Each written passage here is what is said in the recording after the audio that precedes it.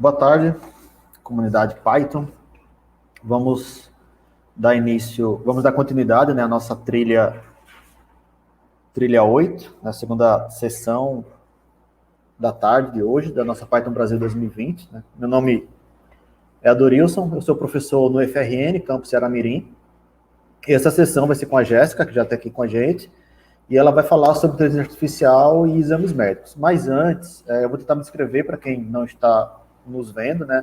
Eu sou homem branco, com barba rala, cabelo na altura dos ombros, sem nenhum outro tipo de acessório na cabeça ou no rosto, e estou utilizando uma camisa azul, em tons de azul, com dois logos. Um logo do IF, que é verde e vermelho, e um logo como se fosse um time de futebol. Lembrando que a transmissão é aqui pelo YouTube, mas toda a comunicação do evento está ocorrendo no Discord, e aí as perguntas também serão por lá, no canal específico da trilha. E quando forem fazer comunicações nas redes sociais, utilize a hashtag PYBR2020. Tá? Quando fazerem alguma postagem, também aproveita para curtir e compartilhar esse vídeo nas suas redes sociais. Então vamos para a palestra, né? Jéssica dos Santos, ela é mestra em sistema de informação, com pesquisa em reconhecimento de padrões pela USP, já trabalhou como cientista de dados no setor financeiro e imobiliário. Atualmente é líder de ciência de dados na Neuramed, fazendo modelos que auxiliem na área de saúde. Jéssica, então, muito obrigado pela sua disponibilidade, por ter enviado a proposta para o evento. Você tem aí cerca de 45 minutos, incluindo as perguntas ao final. Obrigado e boa palestra. Obrigada, eu que agradeço. Primeira vez aqui na Python Brasil. Então, muito legal a oportunidade. Então, o que eu vou falar hoje, como o título da palestra mesmo diz, é um pouquinho de como a gente usa inteligência artificial para analisar ECGs. Então, como o Adorilson falou, eu trabalho na Neuramed, que é uma startup focada em aplicações de inteligência artificial em saúde. O primeiro modelo que a gente fez, o primeiro produto, foi baseado em raio-x, mas a gente está focando em cada vez mais ampliar nosso leque e atender todo o fluxo do paciente dentro do hospital. Então, a gente também trabalha com tomografia, laudos e agora também ECGs, que é o que eu vou falar um pouquinho. E aí, esses produtos, eles servem tanto para triar os pacientes dentro do hospital, ordenando para que os mais graves sejam atendidos primeiro, quanto para sugerir diagnósticos e emitir alertas também. E aí, o que é um ECG, né?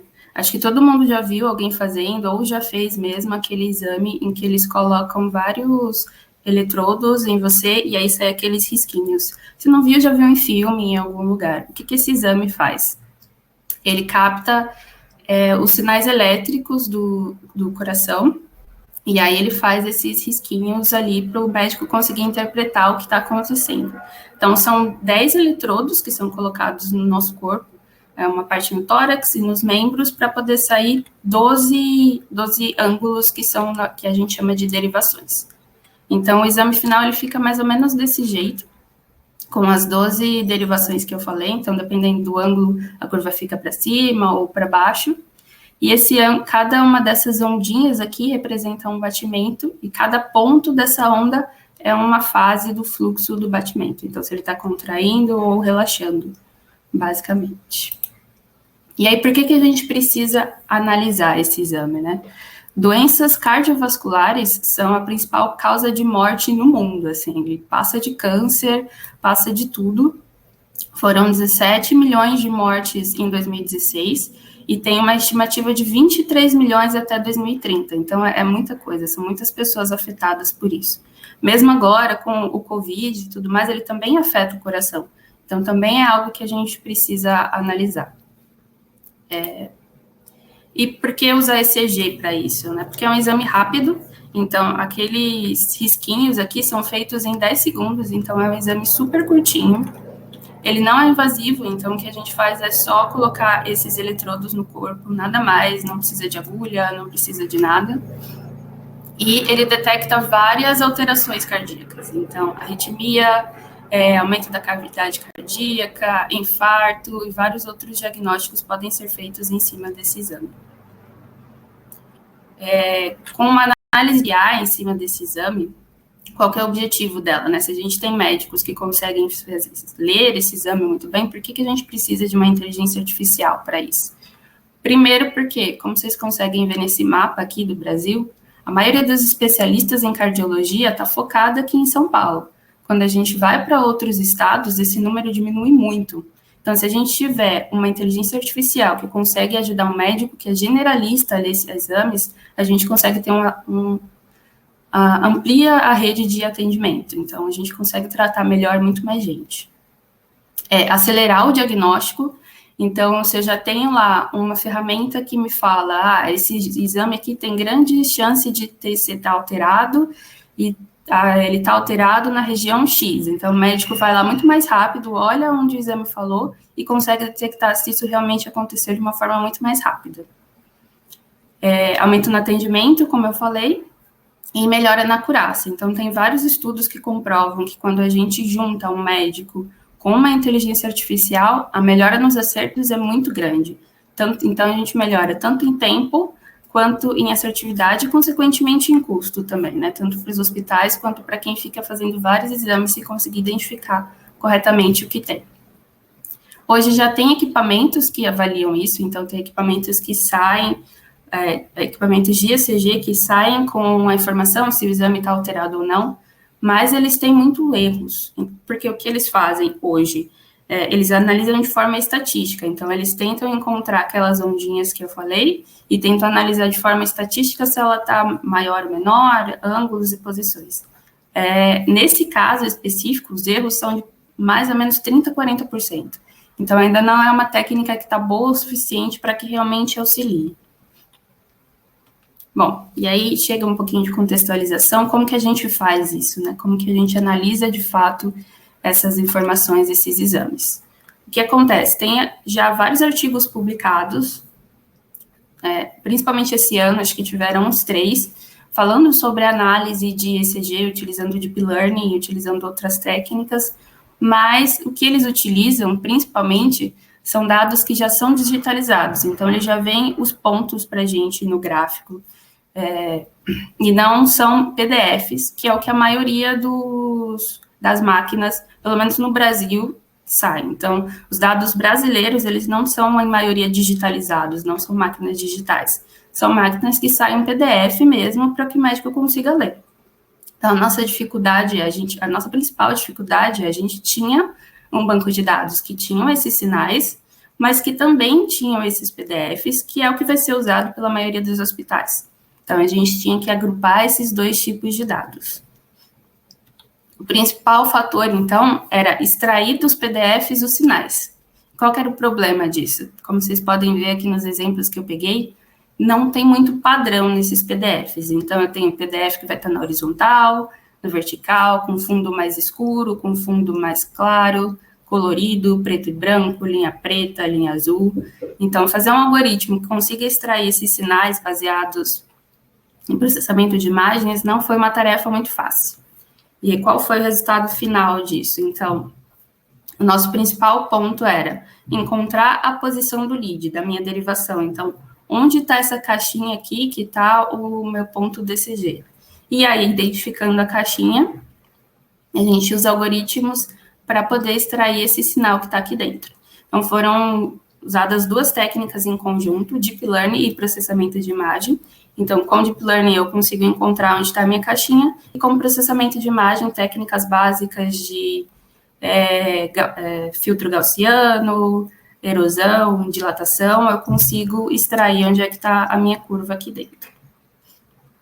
Tá, então, esse é um resultado, por exemplo. Então, eu encontrei a minha caixinha da minha derivação, e aí fiz todos esses processamentos de imagem para poder extrair o meu sinal bonitinho. Então, esse é um trecho do PDF original, e esse é o sinal extraído dele. Então, vocês podem ver que tem um errinho aqui no começo, porque eu vou pegar algum pixel aqui Na verdade, não fazia parte da curva e no final também, mas a curva do meio, o sinal do meio está bem direitinho, está bem certinho. Ele pega até aqui as curvas certinhas, que o nosso olho pode até dar uma enganada, mas que está lá.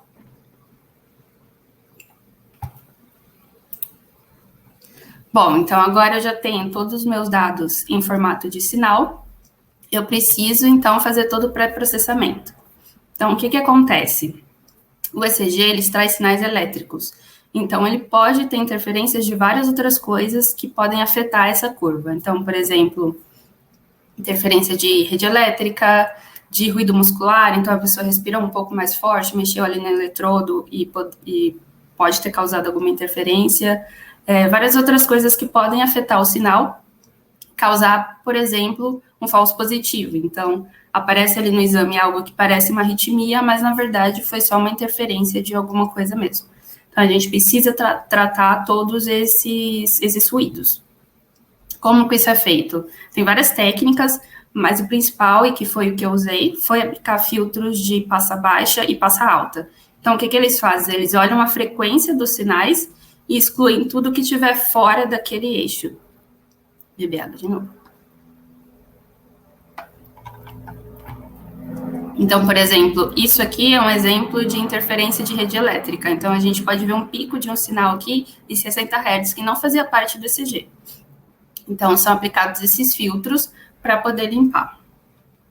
Então, esse é um exemplo de um ECG com ruídos, e aí depois de aplicar todos esses filtros, o ECG limpo. Então, vocês podem ver que ele ficou muito mais retinho, muito mais suavizado, removendo todas essas interferências.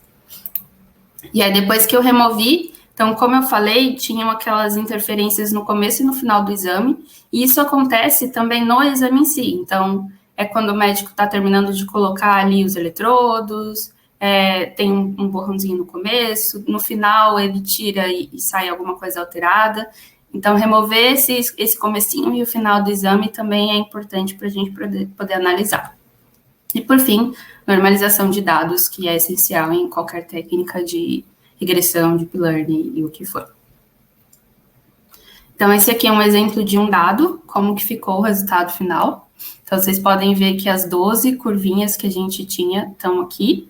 Esse aqui foi extraído de um PDF. Então, o que acontece? Deixa eu voltar lá no exemplo de PDF.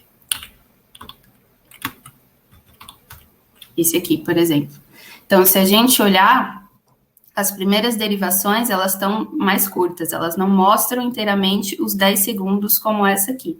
Então, geralmente é 2,5, 5, 7, dependendo do formato do PDF. E a última, ela é bem mais completa, ela tem os 10 segundos do exame, que é a derivação D2. Então, quando a gente extrai, ela fica com essa carinha aqui. Opa, aqui. Então, a D2, ela fica com todas as curvas, e as outras, elas ficam mais cortadinhas, só com os segundos que foram captados no PDF. E aí, como que a gente faz o treinamento com esses dados, né? Então, eu tenho aqui 12 arrays, digamos assim. Como que eu passo isso para a minha rede? Então, eu posso ter várias formas de treinar isso. Uma delas é usar uma LSTM, porque esses são dados temporais, no final das contas, então eu poderia ter feito com uma rede recorrente. Mas o que eu preferi utilizar nesse caso foram redes convolucionais de 1D. Então, é como se fosse um array, só que com 12 canais, ao invés de 3, como se fosse uma imagem. Então, o que as redes recorrentes fazem? Né? Elas aplicam filtros, matrizes, em cima dos meus dados de forma contínua. Então, eu vou aprendendo quais são esses filtros que vão extrair as features que eu preciso para poder ter o meu resultado. Então, esse aqui é um exemplo de como é uma rede convolucional 1D para esse tipo de problema. Então, eu vou ter o meu sinal, e aí eu vou ter cada um dos meus sinais em um canal, então é multi-channels, e aí eu vou ter as minhas camadas convolucionais para poder, no final, ter a saída da minha classe, da minha rede. E quais foram as classes que a gente treinou, né?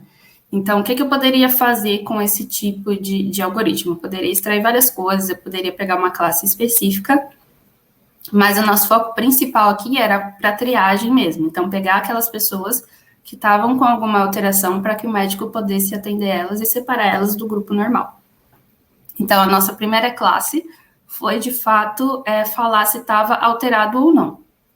Então, foi isso que a gente fez. Então, o primeiro modelo foi só de anormal ou normal, para poder fazer essa classificação.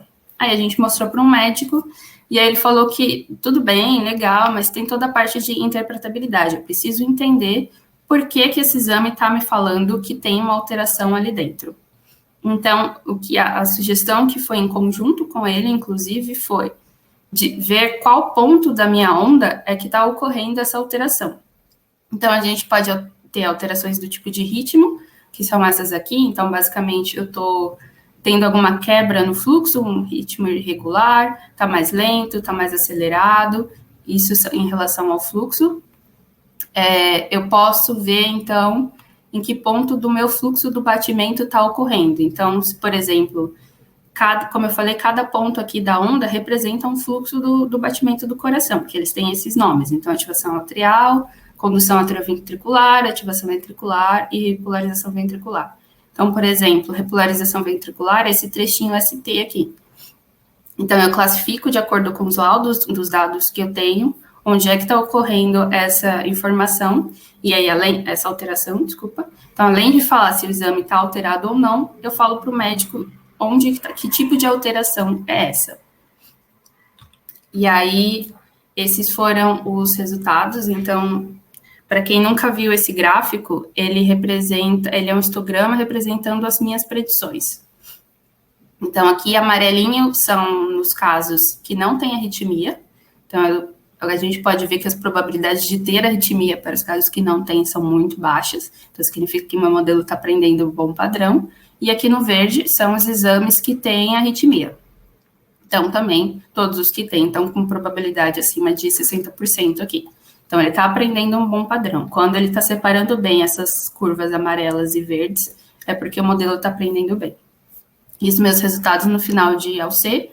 Então, eu tenho 90 de AUC para normal, então ele está conseguindo classificar bem o que é normal do que não é.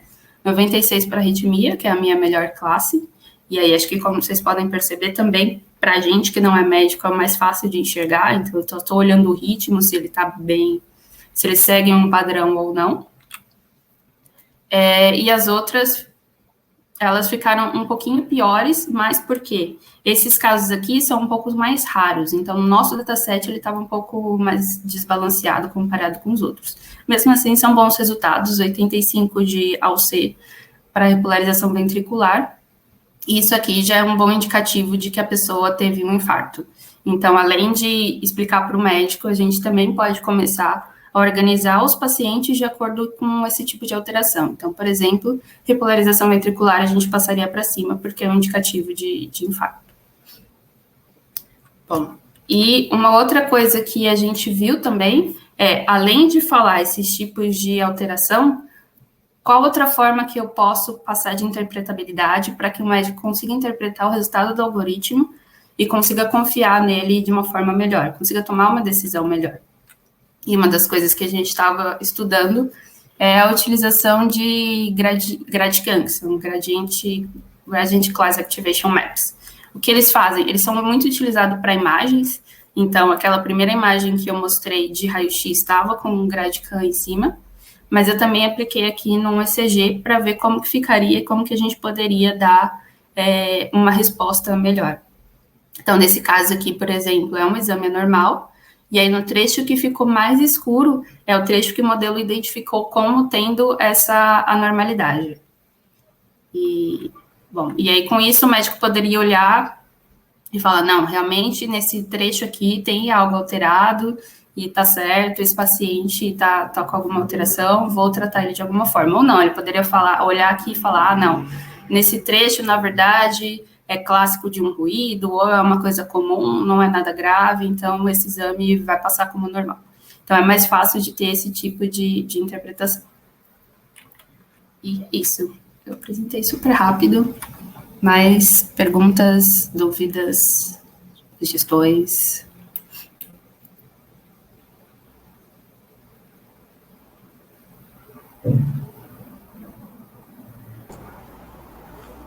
Ok, Jéssica, obrigado pela ótima palestra. Nós temos perguntas aqui. Vou primeiro começar aqui com um comentário do Gabriel Fonseca, que ele disse que essa palestra era para ele, porque ele tem problema cardíaco e já fez muitos ECGs. Só, posso passar algoritmo para a gente testar se funciona, tá vendo? E aí, talvez por isso, ele trouxe um combo aqui de várias perguntas. Vou fazer uma por uma e você vai respondendo, tá?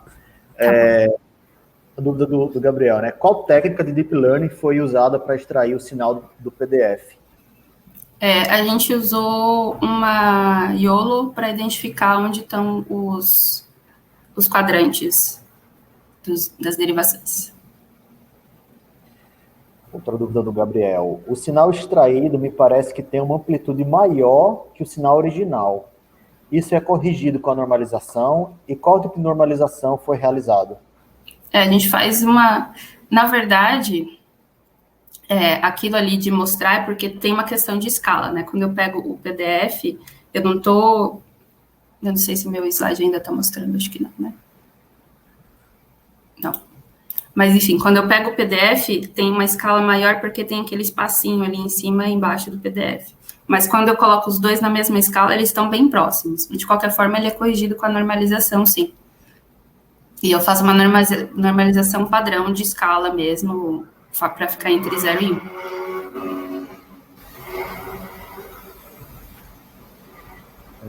Você chegou a testar alguma técnica de Machine Learning clássica com algum tipo de extração de características do sinal?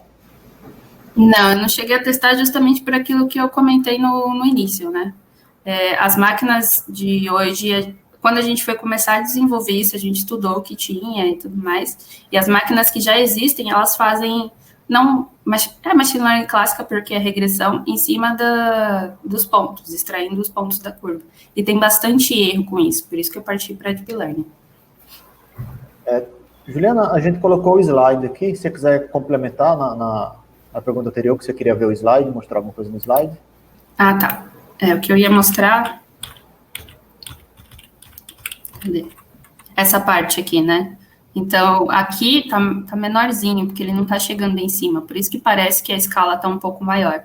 Mas quando eu coloco os dois próximos na mesma região, eles fica um bem em cima do outro, né? Eu fiz a comparação. Aqui ele não tá no topo, se você perceber. Por isso que tá tudo mais para cima. É questão de escala de visualização mesmo. E como o modelo indica o local no qual ocorreu a alteração no exame? Então, aí é técnica de gradiente. Então, como eu usei, a vantagem de ter usado uma rede convolucional foi justamente isso, né? Porque eu posso utilizar uma técnica de gradiente em cima da convolução, que ele vai olhar onde a rede onde a rede acionou mais, né? Então, e aí, o que eu faço é colocar a corzinha ali em cima para ficar essa parte mais escura. Foi as 4 do Gabriel, mas Gabriel, quer mais alguma aí, pode mandar, tá? A gente tá com tempo, todos os outros aí também, a gente tá com certo tempo aqui. Daí tem uma do Ronaldo, ele tá perguntando, uma LSTM poderia dar uma acurácia maior nos casos das classes mais complexas e desbalanceadas, visto que a temporalidade poderia fazer diferença? Você chegou a validar isso? Não, isso está dentro dos nossos próximos testes. Então, esse é um algoritmo que está sendo desenvolvido ainda, então a LSTM é o próximo teste mesmo. Eu vou comparar com isso, mas sim, tem uma chance de LSTM funcionar por causa justamente dessa questão de eu comparar um ponto com o ponto atrás, né? Então, ter a memória em si.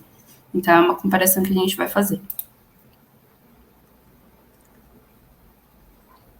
Ok. Gabriel está escrevendo mais alguma coisa aqui, não sei se... só para completar, Jéssica, eu sou aqui, né, do UFRN de Ceramirim, e aqui a gente tem o curso de equipamentos biomédicos. Legal. Já fiz aqui um spam aqui, um spam do bem aqui da sua palestra para os professores. Opa, obrigada. Tem uma professora aqui que estava trabalhando nessa linha também de reconhecimento de padrões, de imagens e tal. Ah, legal, bem legal. A gente sempre aceita parcerias.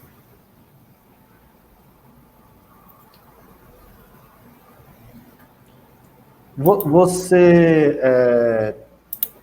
está só na Neuromed hoje ou é de alguma instituição de ensino? Não, hoje eu tô só na Neuromed mesmo. Eu fiz mestrado na USP, num laboratório de saúde chamado LAPS, lá dentro. Mas aí hoje eu tô só no privado.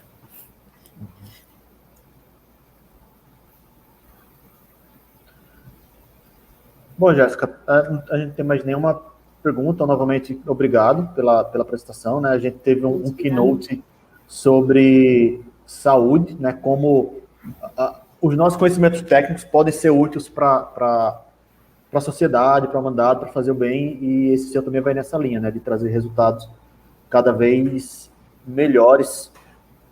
Mas chegaram perguntas. Você já trabalhou com sinais de outros exames? Se sim, quais as diferenças? Não, na verdade, esse ECG foi o primeiro que eu comecei a trabalhar. A gente tem projetos para trabalhar com EEG, que é... Eu esqueci agora. Eletroencefalograma também, mas esse ECG foi o primeiro mesmo. Ainda não sei te dizer as diferenças. E os exames vêm sempre em PDF, no mesmo padrão? Pergunta, acho que da Nanda. Não, eles vêm totalmente diferentes, em padrões bem... Cada equipamento tem o seu padrão, né? Então, e é personalizável pelo hospital, então são padrões bem diferentes um do outro. É bem difícil normalizar os dados depois. Que a solução, a proposta não é presa equipamento, né? Então, cada equipamento tem saída. Exatamente. Aí o Rodolfo está perguntando, visto o uso do GradCam, você chegou a visualizar os dados espacialmente usando alguma técnica de clusterização? Não, vou até anotar como ideia. Não fiz isso. É uma boa dica. Obrigada, Rodolfo. Rodolfo.